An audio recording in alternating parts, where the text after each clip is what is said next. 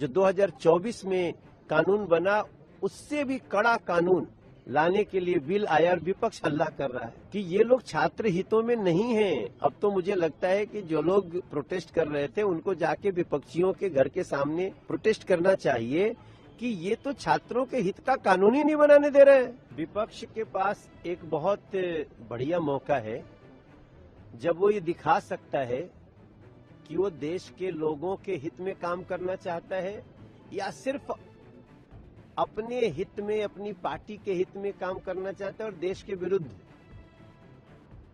सब प्रगतिवादी कदम को रोकना चाहता है। ये दोनों जो उनका स्वरूप है वो दिखाने का समय है विपक्ष को। अब आज देखिए इतना महत्वपूर्ण बिल आया है छात्रों के प्रोटेस्ट से, छात्रों के द्वारा निकला कि पेपर लीक के मामले में कड़ी से कड़ी सजा होनी चाहिए। उस कड़ी से कड़ी सजा के लिए जो 2024 में कानून बना उससे भी कड़ा कानून लाने के लिए बिल आया और विपक्ष हल्ला कर रहा है। विपक्ष उसके इंट्रोड्यूस होने पर भी हाय तौबा मचा रहा है। तो ये क्या है?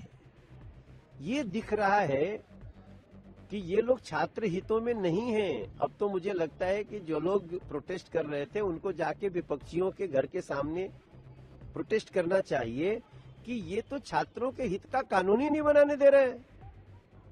मैं हैरान हूं जब ये बिल आया और 12 बजे इंट्रोड्यूस हुआ तो फिर मुझे ये कहने में कोई गुरेज नहीं है कि अरे भाई इस देश के छात्रों को सिर्फ आग लगाने के लिए आगे बढ़ाना चाहते हो या उनके हितों की रक्षा के लिए आगे आना चाहते हो? लेकिन अब जो है कांग्रेस ने अपनी एक और डिमांड बढ़ा दी है। अब कांग्रेस कह रही है कि पैलेट गन का इस्तेमाल हुआ, उसके लिए प्रधानमंत्री जी माफी मांगे, पुलिस में जो क्रूरता बढ़ती उसके लिए अमित शाह जी इस्तीफा दें। ये अब झूठ परोसने में लगेंगे तो उसका तो कोई और छोर नहीं है।